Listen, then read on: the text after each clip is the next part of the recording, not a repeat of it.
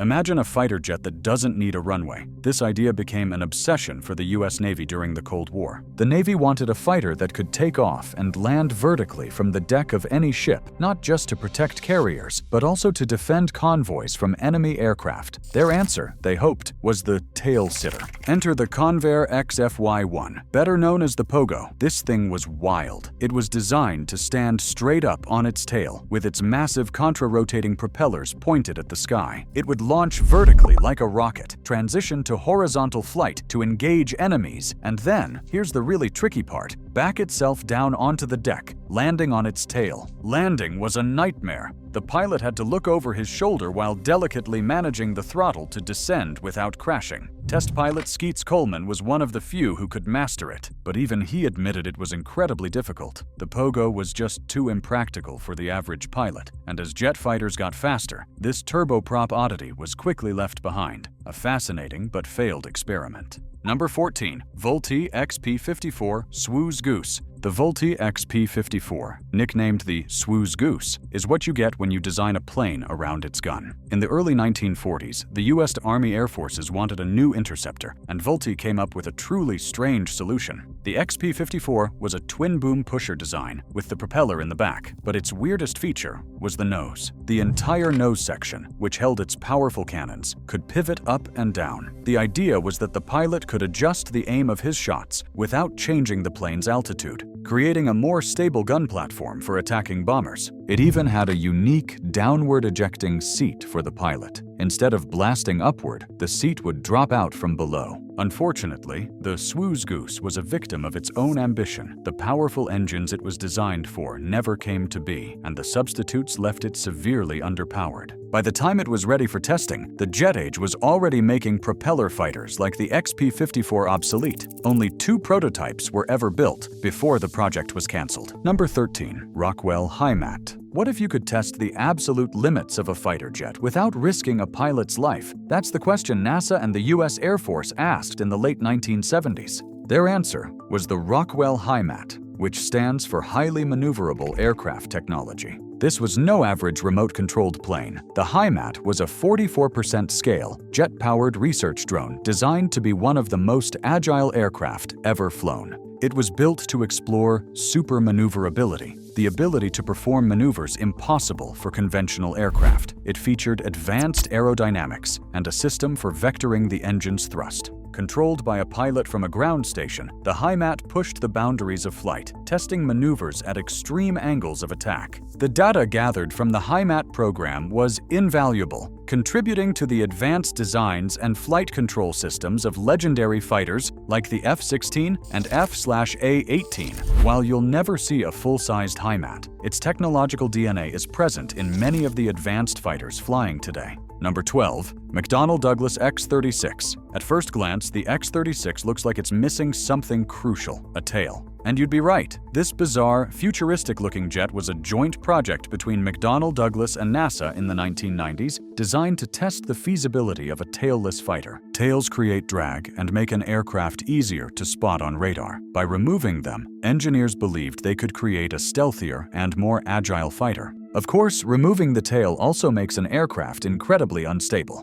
The X-36 was intentionally designed to be unstable, relying completely on an advanced fly-by-wire computer system to keep it in the air. Like the Hi-Mat, the X-36 was a subscale, remotely piloted aircraft. Over 31 successful flights, it proved to be exceptionally maneuverable, with one test pilot remarking its roll rates were spectacular. The lessons learned from the X-36 influenced the development of next-generation stealth aircraft like the F-22 and F-35, proving that sometimes less really is more. Number 11. Boeing X-32. Sometimes a plane is weird not because it was a radical failure, but because it was a high-profile loser that just looked funny. Meet the Boeing X-32, the plane that competed against Lockheed Martin's X-35 for the coveted Joint Strike Fighter contract, the program that would eventually give us the F-35. In the late 1990s, the Pentagon wanted one aircraft to replace a whole fleet of specialized planes. Boeing's answer was the X-32. To put it mildly, its appearance was polarizing. With its massive delta wing and a giant, gaping chin intake, it was quickly nicknamed everything from the Monica to the Flying Guppy. Its design was a series of trade-offs. The enormous intake was great for feeding the engine during vertical landings, but was a huge liability for stealth, acting as a giant radar reflector. Its method for vertical landing was also less sophisticated than its rivals. In 2001, the X-35 was declared the winner, and the two X-32 prototypes were retired to museums, forever remembered as the odd-looking runner-up in one of the most expensive weapons competitions in history. Number 10. Northrop XP-79B Flying Chainsaw. This aircraft is the stuff of nightmares. Conceived during World War II by the visionary Jack Northrop, the XP-79B was a jet-powered flying wing with a truly insane purpose. Its unofficial nickname was the Flying Ram because its primary attack method was supposed to be slicing through enemy bombers with its heavily reinforced wings. The design was pure science fiction. The pilot lay in a prone position, on their stomach, which was thought to help them withstand higher G-forces. The aircraft itself was built using a welded magnesium alloy, making it incredibly strong.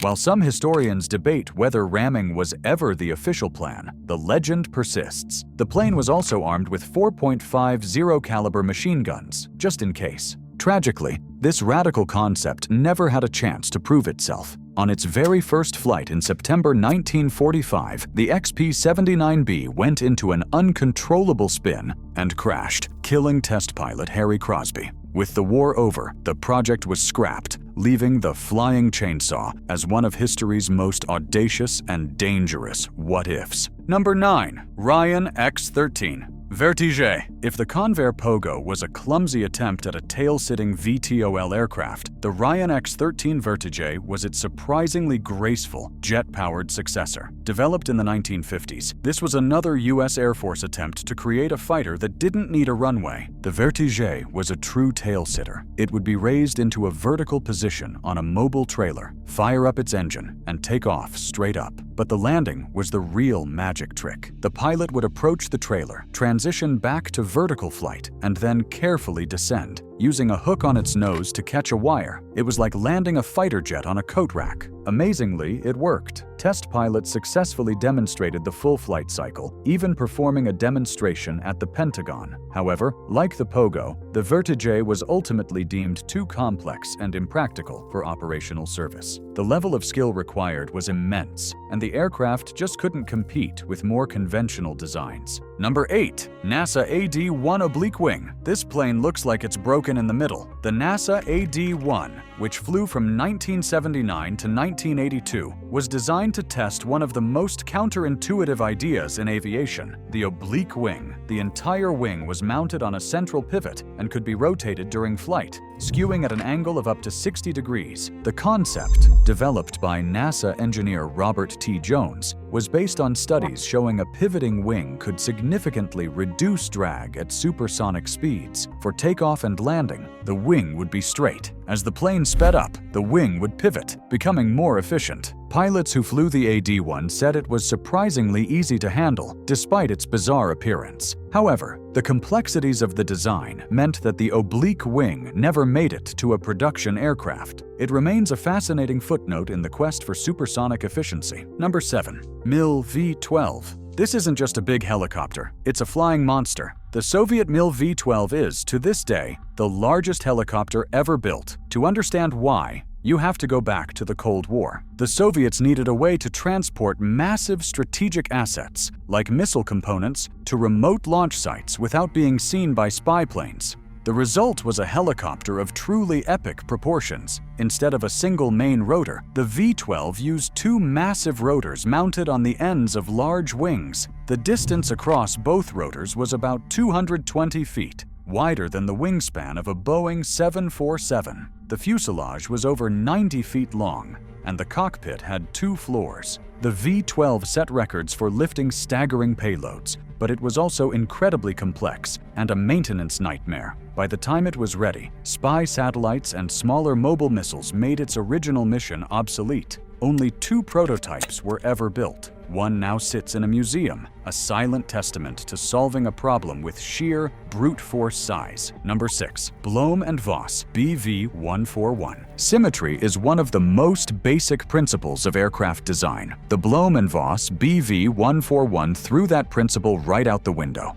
Developed by Nazi Germany during World War II, this reconnaissance aircraft is one of the most visually jarring planes to ever fly. The design was a response to a requirement for an aircraft with an excellent field of view for the crew. Engineer Richard Vogt's solution was radical. He put the crew in a separate, heavily glazed gondola offset to one side, while the main fuselage held the engine and tail. It looks completely unbalanced, like it should be constantly trying to roll over, but it wasn't. The asymmetrical design cleverly counteracted the torque from the powerful engine, and pilots reported that it handled surprisingly well. It offered an unparalleled view, but it faced stiff competition from the more conventional Focke-Wulf FW-189. Plagued by engine delays, only around 20 or so were ever built, and it never saw widespread service. Number 5. Hughes H-4 Hercules Spruce Goose. It is the titan of weird airplanes, a symbol of legendary ambition and equally epic folly. The Hughes H-4 Hercules, known to the world as the Spruce Goose, was born from a World War II crisis. German U-boats were devastating Allied supply ships. America needed a way to fly troops and supplies across the Atlantic. Shipbuilder Henry Kaiser came up with the idea of a massive flying cargo ship and turned to the eccentric billionaire Howard Hughes to build it. Due to wartime restrictions on metal, the plane had to be built mostly of wood. The result was an aircraft of unimaginable scale, constructed almost entirely from birch.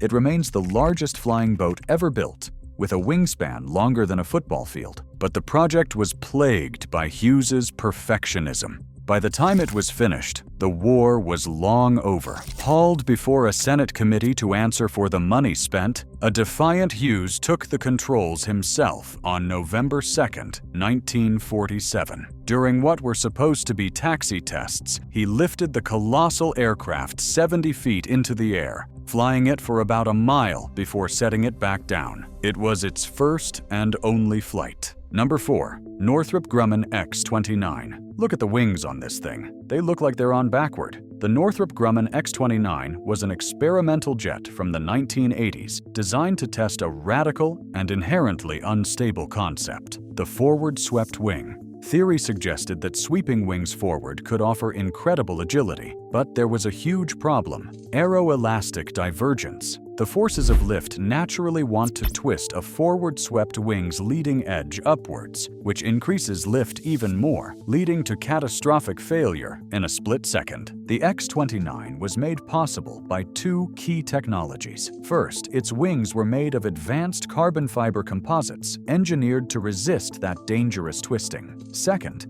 it used a sophisticated fly-by-wire system that made thousands of corrections per second to keep the unstable aircraft under control. The two X-29s flew over 240 research flights, proving the viability of the design and providing a wealth of data on advanced flight control. Number 3. Vought V-173 Flying Pancake. Long before flying saucers were the stuff of sci-fi, the U.S. Navy was building one. Officially the Vought V-173, it was universally known as the Flying Pancake. Designed during World War II, the V-173 was an attempt to create a plane that could take off and land at incredibly low speeds, perfect for an aircraft carrier. Its design was revolutionary. The entire aircraft was essentially one big circular wing, which provided an enormous amount of lift. Anecdotal reports from Connecticut during its 190 test flights even claimed UFO sightings.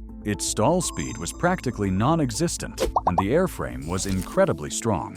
During one emergency beach landing, the pilot flipped the plane over to avoid sunbathers, and both he and the Pancake were largely undamaged. The concept absolutely worked, but the dawn of the jet age after the war meant the Navy shifted its focus. The Flying Pancake's slow-speed magic was shelved in favor of pure speed. Number 2. Avro Canada VZ-9 Avrocar. In the 1950s, the U.S. military became obsessed with the idea of a flying jeep, a small, all-terrain vehicle that could hover, dodge enemy fire, and hit supersonic speeds. A Canadian company, Avro, came forward with a design that looked like it was pulled directly from a B-movie, a literal flying saucer. The VZ-9 Avrocar was designed to use the Coanda effect. A powerful central turborotor would blast air out the rim of the disc, creating an air cushion for it to ride on. In theory, by directing this thrust, the pilot could steer the craft. In reality, the Avrocar was a spectacular failure. It was dangerously unstable. As soon as it rose more than a few feet off the ground, it would start to wobble uncontrollably, a problem pilots called hubcapping. One test pilot famously said trying to fly it was like balancing on a beach ball. After years of testing, the project was canceled in 1961. It never got faster than 35 miles per hour, but the Avrocar remains the world's most famous real-life attempt to build a flying saucer. Number 1. McDonnell X-F-85 Goblin. In the late 1940s, long-range bombers like the B-36 Peacemaker could fly further than any fighter of the era, leaving them unprotected for much of their mission. The proposed solution? A parasite fighter. The Goblin was a tiny, egg-shaped jet designed to be carried in the bomb bay of a B-36. If enemy fighters showed up, the bomber would lower the Goblin on a trapeze and release it to fight them off. Afterwards, the Goblin pilot would have to perform a terrifying mid-air trapeze act to hook back on and be pulled inside. The Goblin was unbelievably small and didn't even have landing gear. Flight tests were a disaster. The tiny fighter was tossed around by the bomber's turbulence, making it nearly impossible to hook back on. On several occasions, the test pilot failed to redock and had to make an emergency belly landing on the desert floor. The concept was eventually abandoned in favor of mid-air refueling, which allowed conventional fighters to escort bombers all the way to their targets. Which of these weird planes was your favorite?